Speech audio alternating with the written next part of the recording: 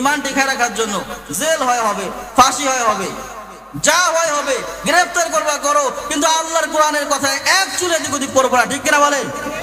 যা করবা করো, কিন্তু ইমান ছাড়তে রাজি নাই। বলে যায় ইনশাআল্লাহ, যা হয় হবে ইনশাআল্লাহ। গণতন্ত্র নামক যে কনসেপ্ট আমাদের সামনে ওরা দিয়েছে, এই গণতন্ত্র মানুষকে মানুষের দাসে রূপান্তর করেছে। আল্লাহ রাব্বুল আলামিন বুঝাই দিতেন, বান্দা আলা লাহুল খালকু ওয়াল আমর, বান্দা তোমাকে সৃষ্টি আমি আল্লাহ রাব্বুল আলামিন করেছি। দুনিয়ার কোন মানুষের হাত যদি তোমার জীবন বিধান আমি আল্লাহ ছেড়ে দেই, সেই তোমাকে মারবে, ধরবে, বিনা মামলায় জেল খাটাবে। ঠিক না বলেন? যদি দুনিয়ার কোন মানুষের হাতে আমি জীবন বিধানকে ছেড়ে দেই, সে নিজের সুবিধা মতো জীবন বিধান বানাবে, তোমাকে বিনা মামলায় বছরের পর বছর জেলে ফেলায় রাখবে, ঘরে ঘুমাইতে দিবে না। বান্দা আমি তোমার জীবন বিধান আমি আল্লাহ দিয়ে দিছি। আল্লাহ বলেন ইন্নাদ-দীনা ইনদাল্লাহিল ইসলাম, বান্দা জীবন বিধান কি আমি দিছি, আমি তুমি শুনে রাখো, তোমার জীবন বিধানের নাম হলো ইসলাম। কি বলেন তো ভাই? আমাদের জীবন বিধানের কিতাবটা হচ্ছে আল কোরআন। রব্বুল আলামিন আমাদেরকে আল কোরআন দ্বারা পরিচালিত করতে বলেছেন। 5 ওয়াক্ত নামাজ আপনি কিভাবে পড়বেন, কিভাবে পড়বেন, এটা কোরআনের কোন জায়গায় আপনি পাবেন? বলুন। কখন কখন করবেন এটা পাবেন, কিন্তু কি কি নিয়ম আছে এটা কোরআনে পাবেন না হাদিসে পাবেন। কিন্তু রব্বুল আলামিন কোরআনে চোরের শাস্তি কেমনে দিবেন এটা কোরআনে বলে দিয়েছে। আল্লাহ রাব্বুল আলামিন জিনার শাস্তি কেমনে দিবেন কোরআনও বলে দিয়েছে।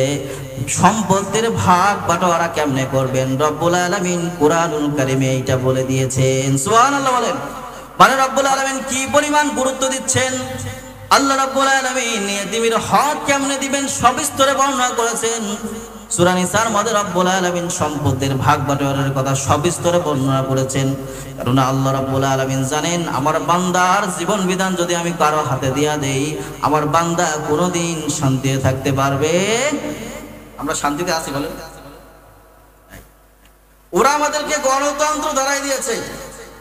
গণতন্ত্র মানে তো জনতন্ত্র। কি বলেন তো?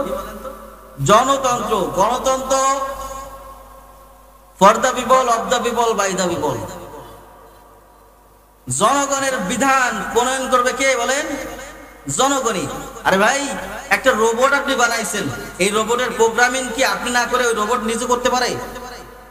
রোবটটা কিভাবে চলবে, কিভাবে হাঁটবে, এটা কে করে? ফ্যান ধরেন একজন বানাইছে, এই ফ্যানটা কোন দিক ঘুরবে কিভাবে করবে, এটা কি ফ্যান নিজে নির্ধারণ করে নাকি যে লোক বানাইছে সে নির্ধারণ করে? কথা বলেন না কেন?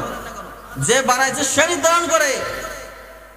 আল্লাহ রাব্বুল আলামিন বলেন আলা লাহুল খালকু ওয়াল আমর, বান্দা তোমাকে সৃষ্টি আমি আল্লাহ রাব্বুল আলামিন করেছি।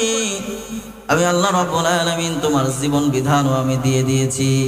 বান্দা দুনিয়াতে অনেক মতবাদ হবে, অনেক ধর্মের উত্থান হবে, অনেক ধরনের মতবাদ আসবে, গণতন্ত্র আসবে, সেকুলারিজম আসবে, ধর্মনিরপেক্ষ মতবাদ আসবে।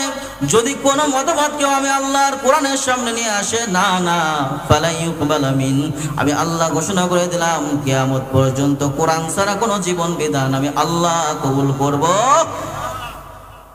গণতন্ত্রের কয়েকটা থিওরি বলি। গণতন্ত্র বলে সকল ক্ষমতার উৎস জনগণ। কি বলেন তো ভাই? সকল ক্ষমতার উৎস কি? জনগণ।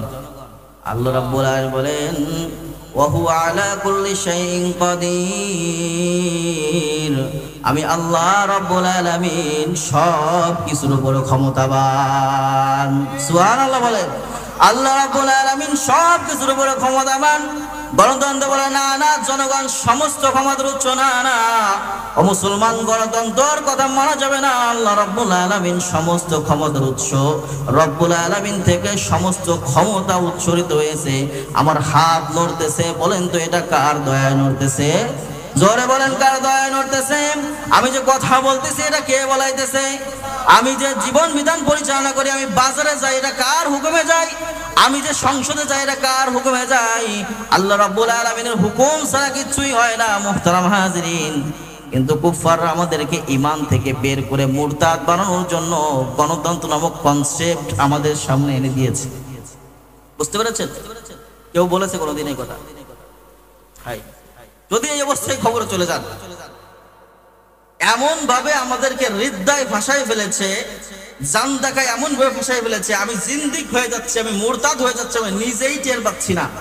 আমার কাফন হচ্ছে, আমার দাফন হচ্ছে, আমার জানাজা হচ্ছে, কিন্তু আল্লাহর কাছে আমি মুসলমানই না। নাউজুবিল্লাহ বলে। ভাই, দলের চাইতে, ক্ষমতার চাইতে, পরিবারের চাইতে কিসের দাম বেশি বলেন তো? ইমানের দাম বেশি, ঠিক কিনা বলেন? তিনি ইমান টিকে রাখার জন্য জেল হয় হবে, ফাঁসি হয় হবে, যা হয় হবে, গ্রেফতার করবা করো, কিন্তু আল্লাহর কোরআনের কথায় এক চুলে দিক ওদিক করবা, ঠিক কিনা বলেন? যা করবা করো, কিন্তু ইমান ছাড়তে রাজি নাই। বলে যায় ইনশাআল্লাহ, যা হয় হবে ইনশাআল্লাহ। গণতন্ত্র নামক যে কনসেপ্ট আমাদের সামনে ওরা দিয়েছে, এই গণতন্ত্র মানুষকে মানুষের দাসে রূপান্তর করেছে। আমরা কার গোলাম বলেন তো ভাই? কার গোলাম? আল্লাহর গোলাম না? আল্লাহ রাব্বুল আলামিন বলেন, ওয়ামা খালাকতুল জিন্না ওয়াল ইনসা ইল্লা লিয়াবুদুন। আমি আল্লাহ রাব্বুল আলামিন মানুষ এবং জিন জাতিকে একমাত্র আমি আল্লাহর ইবাদত করার জন্যই সৃষ্টি করেছি। আর গণতন্ত্র মানুষকে মানুষের গোলামি বানায়, মানুষের আইন মানুষ প্রণয়ন করে। আল্লাহ রাব্বুল আলামিন বলেন যে চোরের শাস্তি হলো হাত কাটা, কিন্তু মানুষ বলে না হাত কাটানো যাবে না, 6 মাস জেলে থাকতে হবে। আল্লাহ রাব্বুল আলামিন বলেন না না, যদি কেউ এরকম বিচার করে, আল্লাহর কোরআন বিরুদ্ধে অন্য কোনো বিধান দিয়ে কেউ বিচার করে, তাইলে ওই ব্যক্তি আল্লাহর সামনে কাফের হয়ে যাবে। কি হয়ে যাবে বলেন? বুঝতে হবে এগুলো ভাই, কনসেপ্ট বুঝতে হবে।